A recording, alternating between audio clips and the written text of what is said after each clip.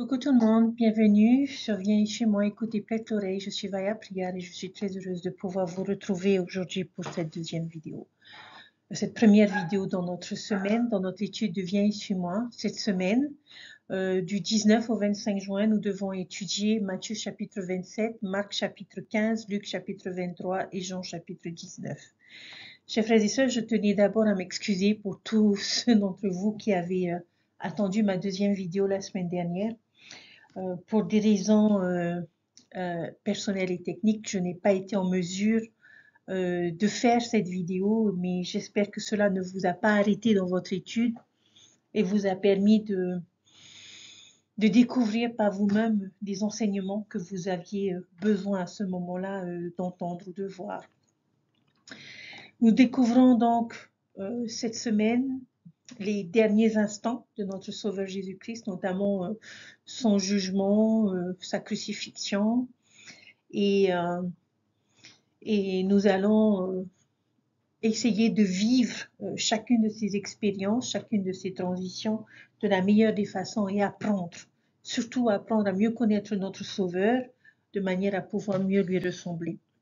Dans chaque parole et chaque acte, Jésus-Christ a toujours donné l'exemple de l'amour pur et ce que l'apôtre Paul a appelé la charité. Cela n'a jamais été plus évident qu'au cours des dernières heures de la vie de notre Sauveur dans la condition mortelle. Son silence, empreint de dignité face à de fausses accusations, a montré qu'il ne s'irritait point. Sa volonté de se soumettre aux coups de fouet, aux moqueries et à la crucifixion, sans user du pouvoir qu'il avait de mettre un terme à ses tourments, a montré qu'il était patient et supportait tout.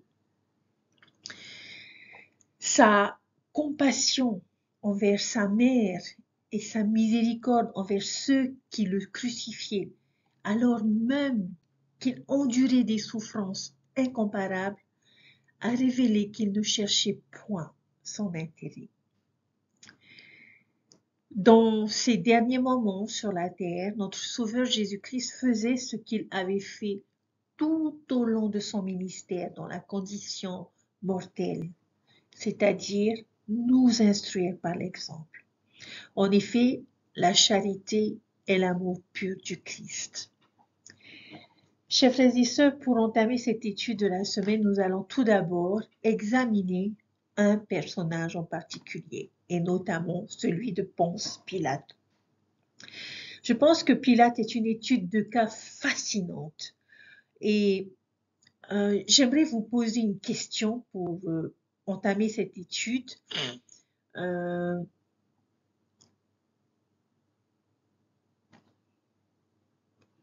Vous n'êtes pas obligé de considérer cette question comme une bonne ou une mauvaise question, ou juste une opinion. Et je vais essayer de partager mon opinion. Alors la question est, selon vous, qui est le plus responsable de la crucifixion de Jésus-Christ? Vous connaissez les événements qui se sont produits, vous savez qu'il va être crucifié, mais pour vous, qui est le plus responsable? Était-ce Judas? Était-ce Ponce Pilate? Était-ce le peuple juif? Ou était-ce les dirigeants juifs, c'est-à-dire les scribes et les pharisiens? Ou est-ce que c'était les soldats romains qui l'ont réellement crucifié? J'aimerais que vous puissiez méditer sur cette question. Personnellement, je pense que le blâme revient aux dirigeants juifs, bien que chaque personne sur cette liste a une part de responsabilité, a joué son rôle. Mais ce sont les dirigeants juifs qui poussent le plus fortement à l'exécution de Jésus. Ce sont eux qui le font arrêter. Ce sont eux qui le livrent aux Romains et qui demandent un jugement. Ce sont eux qui crient finalement pour sa crucifixion et qui encouragent le peuple juif à le faire. Et le peuple juif semble tellement être pris dans cette colère et cette condamnation des dirigeants. Nous avons déjà vu de nombreux exemples de personnes qui craignent d'être en désaccord avec ces scribes et ces pharisiens. Judas d'Iscariote, dont nous avons parlé la semaine dernière, ce sont les dirigeants juifs qui l'utilisent comme un pion pour essayer d'atteindre le Sauveur, d'atteindre Jésus. Mais Mais même si Judas n'avait pas livré le Christ entre leurs mains, je crois sincèrement qu'ils auraient trouvé un autre moyen de pouvoir l'atteindre et de le faire arrêter. Et puis, il y a les soldats romains, bien que je ne crois pas qu'ils soient entièrement innocents, mais ces hommes exécutaient les ordres de leur chef, donc ce sont probablement ceux que je blâmerai le moins. Mais qu'en est-il de Ponce Pilate? Quel est son rôle dans tout cela et quelle responsabilité porte-t-il? Et c'est pour ça que je pense que ce serait intéressant d'examiner cela d'un peu plus près. J'ai peur de ne pas voir Pilate comme le méchant qu'il est censé être. Pilate a beaucoup à nous apprendre sur ce qui peut arriver lorsque nous commençons à faire des compromis avec les exigences du mal. Il nous enseigne une leçon essentielle sur le courage et le compromis. Et j'appelle cela le problème de Pilate. Un problème auquel, chers frères et sœurs, nous avons tous été ou nous serons confrontés dans une certaine mesure, et j'en suis persuadée. Que faisons-nous lorsque quelqu'un nous met la pression pour faire quelque chose que nous savons être mal ou même quelque chose que nous ne voulons pas faire du tout? Avez-vous déjà été dans ce genre de situation? Je pense sincèrement que oui, et j'imagine que nous l'avons tous fait. Alors découvrons cette histoire de Pilate et Jésus. Voyons ce que Pilate ressentait pour Jésus. Est-ce qu'il le détestait? Était-il indifférent? Avait-il peur de lui? On va essayer de le découvrir ensemble, chers frères et sœurs. Il y a quelques références dans les Écritures que nous pouvons lire et qui peuvent nous aider à mieux comprendre Pilate. Dans Actes chapitre 3, Matthieu chapitre 27, les versets 18 et 19, dans Luc chapitre 23, le verset 20. Nous découvrons dans Actes chapitre 3 au verset 13 que Pilate était déterminé à le laisser partir. Il ne voulait pas crucifier Jésus. Il a activement cherché à le libérer. Dans Matthieu au chapitre 27 verset 18, nous apprenons que Pilate savait que c'était par envie qu'ils avaient livré Jésus. Il comprenait la motivation des dirigeants juifs. Il savait que Jésus n'avait rien fait qui méritait la mort. Dans Matthieu chapitre 27 au verset 19, la femme de Pilate l'avertit et lui dit de ne rien avoir à faire avec cet homme qu'elle estimait être un homme juste. Et dans Luc chapitre 23 verset 20, on nous dit qu'il était prêt à libérer Jésus. Alors, Pilate ne haïssait pas Jésus, il ne le voyait pas comme une menace, il ne lui est même pas indifférent. Il n'a pas voulu le crucifier, il a essayé en fait de le sauver des Juifs pour le laisser partir. Et il va tenter au moins 5 tentatives différentes pour essayer de sauver Jésus de la mort. Et on va essayer d'étudier et de voir de plus près chacune de ces tentatives. Mais ici, nous avons l'une des situations les plus ironiques de toutes les Écritures. Vous vous souvenez peut-être de ce que la plupart des Juifs imaginaient que le Messie serait et ce qu'il ferait. Pour eux, les Juifs croyaient que le Messie viendrait les sauver des Romains. Et ici, vous avez un Romain, notamment Ponce Pilate, qui essaye de sauver le Messie des Juifs. N'est-ce pas une situation un peu ironique? Alors, examinons comment tout cela s'est passé. Premièrement, nous savons que les Juifs veulent que Jésus soit exécuté. Mais comme ils le disent à Pilate dans Jean chapitre 18, verset 31, il ne nous est pas permis de mettre à mort qui que ce soit. Alors Pilate le voit et vous avez cette grande conversation entre les deux que l'on trouve dans Jean chapitre 18, les versets 33 à 37, qui dit ceci. Pilate rentra dans le prétoire, appela Jésus et lui dit, « Es-tu le roi des Juifs ?» Jésus répondit, « Est-ce de toi-même que tu dis cela, ou d'autres te l'ont-ils dit de moi ?» Pilate répondit, « Moi, suis-je juif? Ta nation et les principaux sacrificateurs t'ont livré à moi. Qu'as-tu fait? » Mon royaume n'est pas de ce monde, répondit Jésus. Si mon royaume était de ce monde, mes serviteurs auraient combattu pour moi afin que je ne fusse pas livré aux Juifs. Mais maintenant, mon royaume n'est point ici-bas. Pilate lui dit, tu es donc roi. Jésus répondit, tu le dis, je suis roi. Je suis né et je suis venu dans le monde pour rendre témoignage à la vérité. Quiconque est de la vérité, écoute ma voix. Alors, vous voyez que la plus grande préoccupation de Pilate était de voir si Jésus représentait une menace pour Rome. Les Juifs disaient qu'il prétendait être roi, donc cela ne devrait pas nous surprendre que les questions de Pilate traitaient principalement de cette affirmation. Mais Jésus explique que son royaume n'est pas de ce monde et qu'il est vraiment venu pour témoigner de la vérité. Et avec cela, Pilate se rend compte que finalement Jésus n'était pas une menace. Donc il retourne vers les Juifs et il prend la décision juridique la plus correcte et la plus précise jamais prise dans l'histoire. Quel a été ce verdict? Regardez dans Jean chapitre 18, le verset 38. Je ne lui trouve aucun défaut. Des mots plus vrais n'ont jamais été prononcés. Bien que Pilate ne s'en soit même pas rendu compte, il décrivait parfaitement Jésus.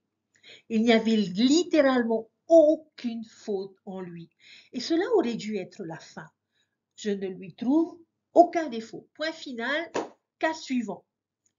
Malheureusement, sachant ce que nous savons de ce qui va se passer, quel sera selon vous le prochain mot qui sortira de la bouche de Pilate? Sans même regarder, et je parie que vous pouvez probablement deviner, c'est le mot « mais ». Pilate va commencer à faire des compromis avec les demandes incessantes et insistantes de ces pharisiens, parce qu'il a le souhait d'apaiser d'une certaine manière. Il va donc céder un peu à leurs demandes. Et dans Jean chapitre 18, les versets 39 à 40, quel a été le premier appel de Pilate à faire des compromis avec leurs mauvais désirs? Verset 39.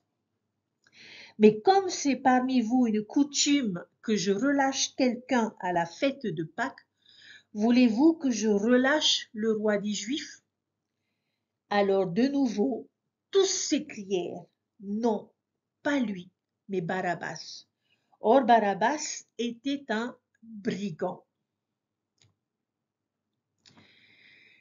La réponse est qu'ils voient une issue à une coutume qu'ils ont à la Pâque, qui était de leur libérer un prisonnier. Donc il dit essentiellement, vous voulez vraiment que je condamne cet homme? Ok, d'accord, je vais le condamner. Mais alors, je le relâcherai à nouveau. Et cela devrait vous satisfaire, n'est-ce pas? Vous obtenez en quelque sorte un peu de ce que vous voulez et je peux toujours obtenir ce que je veux. Donc, quelque part, c'était gagnant-gagnant. Et ça marche, non? Les dirigeants juifs vont convaincre le peuple de crier après Barabbas, un prisonnier différent. Ce qui, dans Jean, dit seulement qu'il était un voleur, mais en réalité, il était bien plus un criminel sérieux qu'un juste voleur. Et dans Marc chapitre 15, nous découvrons qu'il est en prison pour meurtre. Et donc, quelque part, c'était un terroriste. Et encore une fois, nous avons un cas ironique, un peu stupéfiant, où nous voyons ces personnes, au lieu de demander Jésus qui donne la vie, le pain vivant, l'eau vive, qui accomplit des miracles, ils demandent que l'on libère Barabbas, un preneur de vie. Donc, ça ne marche pas. Le deuxième appel de Pilate. Alors maintenant, il va exiger une condamnation de Jésus. Alors Pilate va faire un deuxième appel où on dirait un autre compromis avec eux. Qu'est-ce qu'il décide de faire à Jésus? Dans Jean chapitre 19, les versets 1 à 3. Alors Pilate prit Jésus et le fit battre de verges. Les soldats tressèrent une couronne d'épines qu'ils posèrent sur sa tête et ils le revêtirent d'un manteau de pourpre. Puis, s'approchant de lui, il disait « Salut, roi des Juifs !» et il lui donnait des soufflets. Ici, chers frères et sœurs, nous constatons que Pilate décide de le faire flageller ou fouetter. Et c'est là que nous obtenons cette scène déchirante des soldats se moquant de lui et lui mettant une robe et une couronne d'épines sur la tête. Et puis il le fouette et le fouette. Et ces coups de fouet faits par les Romains étaient incroyablement brutaux. Le dos de Jésus aurait été complètement déchiré et ensanglanté. Malheureusement, nous savons que cela ne suffira pas non plus à apaiser les gens. Le troisième appel de Pilate. Regardez ce qu'il fait en réalisant que Jésus aurait eu l'air terrible à ce stade avec ce qui s'est passé à Gethsémane, et puis après avoir été battu au palais de Caïphe, la couronne d'épines et les fouets sur le dos. Dans Jean chapitre 19, versets 4 et 5, imaginez qu'est-ce que vous pensez que Pilate espère qu'il arrivera à faire en l'amenant devant eux. Pilate sortit de nouveau et dit aux Juifs, voici, je vous l'amène dehors afin que vous sachiez que je ne trouve en lui aucun crime. Jésus sortit donc, portant la couronne d'épines et le manteau de pourpre. Et Pilate leur dit, voici l'homme. Il dit, voici l'homme. Point d'exclamation. Que fait-il ici? J'ai le sentiment qu'il fait appel à leur sentiment de pitié, de compassion, comme pour dire, mais regardez-le, regardez ce que nous avons fait à cet homme innocent. Est-ce que cela ne vous suffit pas? Mais qu'est-ce qui se passe? Est-ce que cet acte va les rassasier? Bien sûr que non. Que se passe-t-il lorsque nous faisons des compromis avec le mal, chers frères et sœurs? Il n'est jamais satisfait. Cela aiguise leur appétit encore plus. Regardez le verset 6. Lorsque les principaux sacrificateurs et les huissiers le virent, ils s'écrièrent, crucifie, crucifie. Pilate leur dit, prenez-le vous-même et crucifiez-le, car moi je ne trouve point de crime en lui. Chers frères et sœurs, j'aimerais juste, à travers cette section et en lisant ces versets, que vous compreniez ce qui se passe réellement. Lorsque les principaux sacrificateurs et les huissiers le virent et qu'ils s'écrièrent « Crucifiez, crucifiez !» Pilate leur dit « Prenez-le vous-même et crucifiez-le, car moi je ne trouve point de crime en lui. » Les Juifs, qu'ont-ils répondu? « Nous avons une loi, et selon notre loi, il doit mourir parce qu'il s'est fait fils de Dieu. » Et lorsque Pilate entendit cette parole, sa frayeur augmenta. Il commença à avoir peur. Et il se dit, oh, peut-être qu'il y a plus à cet homme. Et il dit qu'il est le Fils de Dieu. Alors il le ramène et lui pose encore des questions supplémentaires. Et Jésus ne lui donne pas grand-chose. Mais à un moment donné, Jésus dit, au verset 11, « Tu n'aurais sur moi aucun pouvoir s'il ne t'avait été donné d'en haut. C'est pourquoi celui qui me livre à toi commet un plus grand péché. » N'est-ce pas intéressant, chers frères et sœurs? C'est presque comme si Jésus essayait de réconforter Pilate d'une certaine manière. Peut-être qu'il était conscient de la lutte qui se trouvait en lui et lui dit que les dirigeants juifs étaient vraiment ceux qui étaient à blâmer ici. Et cela convainc encore plus Pilate que Jésus était un homme innocent et qu'il ne représentait aucune menace. Et au verset 12, Pilate, encore une fois, a cherché à le relâcher. Et nous arrivons au quatrième appel de Pilate. Il tente alors un autre recours, mais les Juifs s'écrièrent et disent, si tu laisses l'homme aller, tu n'es pas l'ami de César. Et quiconque se fait roi parle contre César. Et Pilate, lorsqu'il entend ces paroles, il amène Jésus dehors et il s'assoit sur le tribunal au lieu appelé le pavé en hébreu Gabata. Et c'était la préparation de la Pâque et environ à la 6e heure, Pilate dit aux Juifs, « Voici votre roi. » Et qu'est-ce qu'il crie? « Ôte, ôte, crucifie-le. » Et Pilate leur dit, « Crucifierai-je votre roi ?» Les principaux sacrificateurs répondirent, « Nous n'avons de roi que César. » Alors, il décida de le livrer pour être crucifié. Et ils prirent Jésus et ils l'emmenèrent. Chers frères et sœurs, avez-vous compris la menace que les gens font dans ces versets?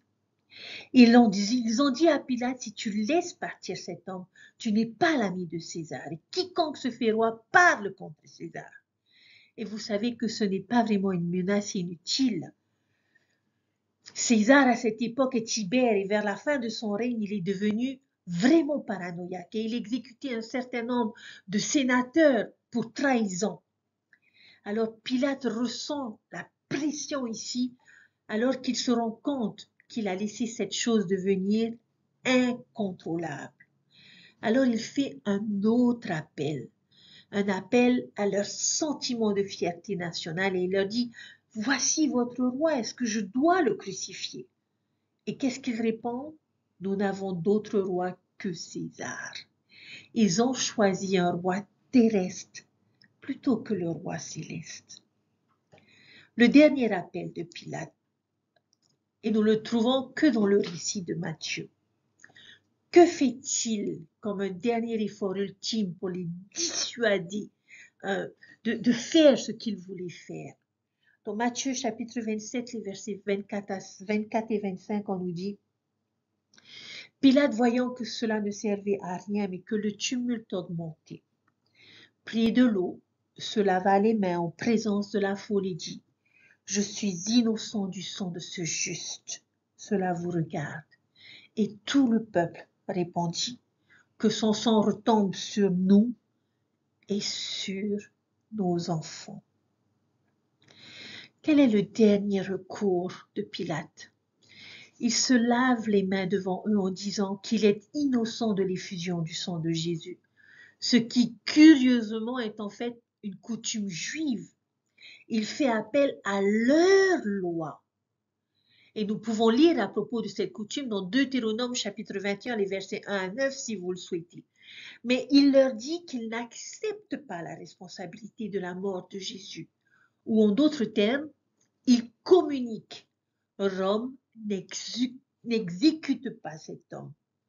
C'est vous. Et ils acceptent la responsabilité de l'effusion de son sang.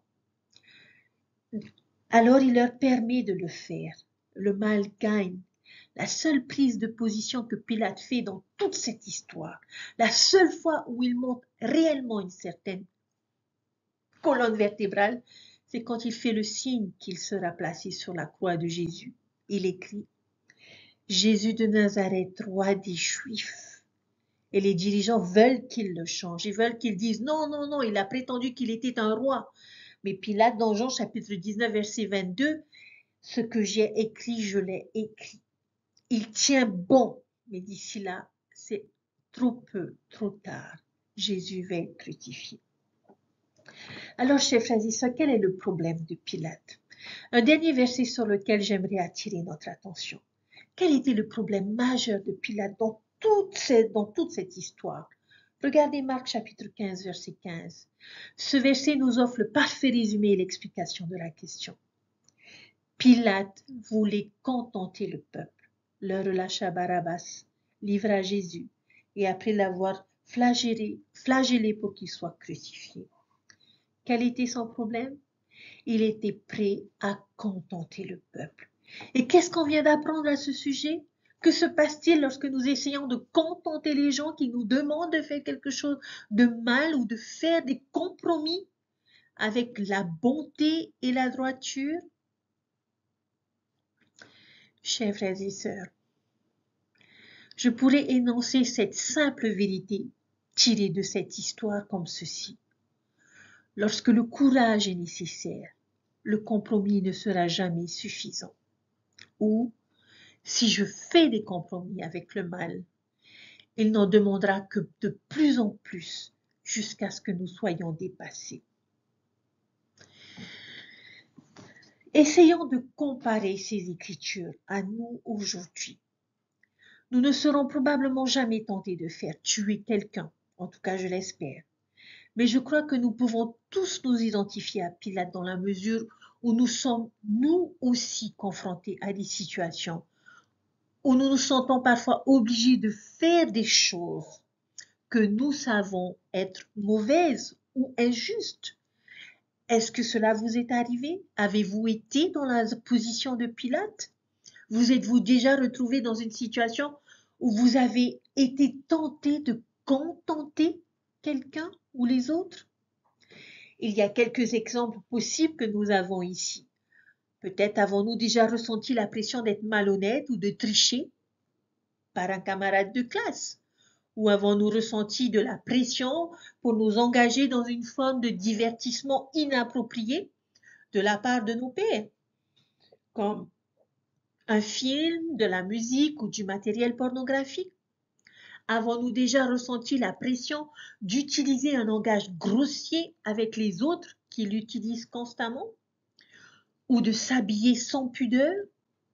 Avons-nous déjà ressenti la pression de nous conformer aux opinions, aux idées et aux attitudes du monde qui nous entoure? Chers frères et sœurs, la pression que l'on peut avoir pour commérer sur les autres, ou peut-être même la pression dans une relation pour repousser les limites de la moralité. Chers frères et sœurs, si jamais nous nous trouvons dans l'une de ces sortes de circonstances ou de situations, nous pouvons apprendre de l'erreur de Pilate. Que devrions-nous faire à la place? Nous pouvons faire preuve de courage. Nous pouvons défendre le droit dès le début et ne pas céder, ne serait-ce qu'un tout petit peu. Nous ne pouvons pas être disposés à contenter le peuple, parce que dès que nous transigerons avec cette pression, elle ne fera que monter et deviendra de plus en plus difficile à résister. Le mal continuera de nous pousser de plus en plus loin jusqu'à ce que nous finissions par faire quelque chose que nous n'avions jamais eu l'intention de faire dès le départ. Et à ce stade, nous voudrons peut-être être prêts à partager l'histoire d'une époque où nous avons résisté à cette pression. Ne partageons pas un exemple d'échec à cet égard, mais une victoire pour pouvoir inspirer les autres. Et je suis sûre que nous avons tous eu des moments où nous avons eu le courage de résister à la pression du monde et de choisir le bien. Donc, chers frères et sœurs, je nous invite à choisir la bonne part, à avoir le courage de choisir ce qui est juste dans des situations tentantes et de réfléchir à ce qui arriverait à ceux qui font des compromis ou qui ont refusé de faire des compromis. Puissions-nous songer au problème de Pilate. J'aimerais vous encourager à raconter un moment où vous avez défendu ce qui était juste, une époque où vous avez eu le courage de résister à la pression du peuple et vous avez refusé de contenter les autres.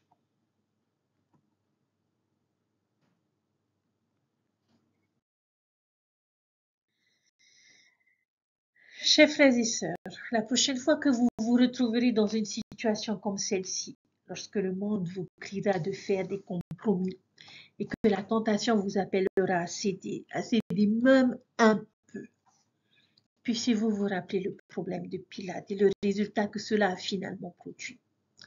Au lieu de cela, je prie pour que nous ayons le courage de défendre le bien, le courage, pas des compromis. Et lorsque nous le ferons, puissions-nous sentir notre Père Céleste nous sourire, alors que nous nous réjouissons de savoir que nous étions assez forts pour résister à la pression, que nous avions une force spirituelle face à la tentation.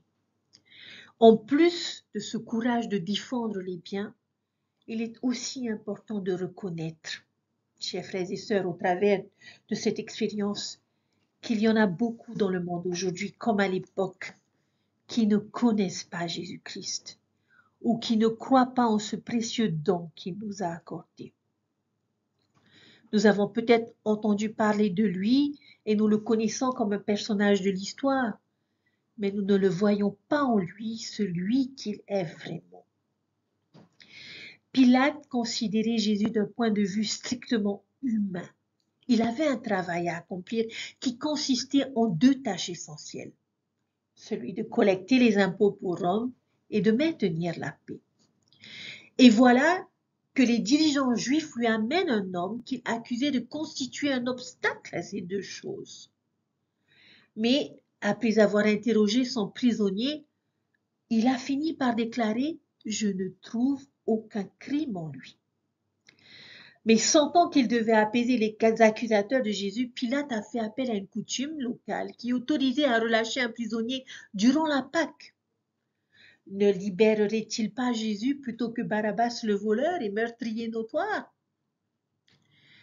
Mais la foule a demandé que Pilate relâche Barabbas et crucifie Jésus. Pourquoi? A demandé Pilate. Quel mal a-t-il fait? Mais ils ne firent que crier plus fort. Crucifie-le, crucifie-le.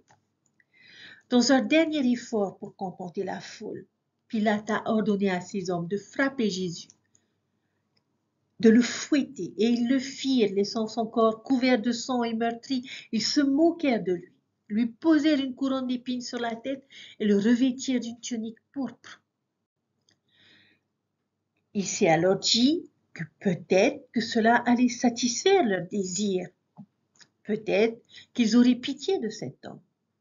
Et il leur dit, « Voici, je vous l'amène, afin que vous sachiez que je ne trouve en lui aucun crime. Voici l'homme. » Chers frères et sœurs, le Fils de Dieu se tenait dans la chair devant le peuple de Jérusalem. Les gens voyaient Jésus, mais sans vraiment le voir. Ils n'avaient pas Dieu pour voir. Au sens figuré, chers frères et sœurs, nous aussi sommes invités à regarder l'homme. Diverses opinions sont émises dans le monde à son sujet. Les prophètes anciens et modernes témoignent qu'il est le Fils de Dieu. Et moi aussi j'en témoigne. Il est important et même essentiel que chacun de nous le sache personnellement. Alors, lorsque vous méditez sur la vie et le ministère de Jésus-Christ, chers frères et sœurs, que voyez-vous? Les personnes qui regardent véritablement l'homme trouvent la porte d'accès aux plus grandes joies de la vie, ainsi que le baume à même de guérir le désespoir le plus profond. Chers frères et sœurs, lorsque nous sommes envahis par le chagrin et la douleur, regardons l'homme. Lorsque nous nous croyons perdus ou oubliés, regardons l'homme. Lorsque nous sommes désespérés, abandonnés, blessés ou abattus, lorsque nous doutons, regardons l'homme. Parce que cet homme vous consolera, vous guérira et donnera un sens à votre vie. Il déversera son esprit sur vous et remplira votre cœur d'une joie immense. Il donne de la force à celui qui est fatigué et il augmente la vigueur de celui qui tombe en défaillance. Chers frères et sœurs, lorsque nous regardons véritablement l'homme, nous apprenons de lui et nous cherchons à conformer notre vie à son enseignement. Nous nous repentons et nous nous efforçons de raffiner notre nature et de nous rapprocher chaque jour un peu plus de lui. Nous apprenons à lui faire confiance. Nous lui montrons notre amour en respectant ses commandements et en vivant en accord avec nos alliances sacrées. Nous devenons ainsi ses disciples. Sa lumière remplira notre âme. Sa grâce nous élèvera. Nos fardeaux seront allégés. Notre paix deviendra plus grande. Si nous regardons véritablement l'homme, nous avons la promesse d'un avenir béni qui nous inspirera et nous édifiera à travers les aléas du voyage de la vie. En regardant en arrière, nous nous rendrons compte qu'il existe un modèle divin, que les points sont liés les uns aux autres. Si nous acceptons son sacrifice et devenons son disciple, qu'adviendra-t-il des douleurs que nous avons endurées dans cette vie lorsque nous atteindrons finalement la fin de notre voyage terrestre? Je vous témoigne que ces douleurs ne seront plus. Qu'en sera-t-il des déceptions, des trahisons, des persécutions que nous avons subies? Elles auront disparu. Qu'en sera-t-il des souffrances, des peines, de la culpabilité, de la honte et de l'angoisse que nous avons connues? Elles seront dissipées, oubliées. Est-il surprenant, comme l'Écriture dans le livre de Mormon nous dit, que nous parlions du Christ, que nous nous réjouissions dans le Christ, nous prêchions le Christ et nous prophétisions concernant le Christ, afin que nos enfants sachent vers quelle source ils peuvent se tourner pour obtenir la rémission de leurs péchés? Est-il surprenant que nous nous efforcions de tout notre cœur de regarder véritablement l'homme? Chers frères et sœurs, je témoigne que le jour le plus important de l'histoire de l'humanité est celui où Jésus-Christ, le Fils vivant de Dieu, a remporté la victoire sur la mort et le péché pour tous les enfants de notre Père céleste. Et le jour le plus important de notre vie est celui où nous apprendrons à regarder l'homme, où nous voyons qui il est vraiment et que nous décidions de tout notre cœur, notre esprit de bénéficier de son pouvoir expiatoire et où nous nous engageons avec une force et un enthousiasme renouvelé à le suivre. Puisse ce jour se répéter sans cesse tout au long de notre vie. Je vous témoigne que si nous regardons l'homme, nous trouverons du sens, de la joie et de la paix dans notre vie, ainsi que la vie éternelle dans le monde à venir. Je témoigne de Jésus-Christ.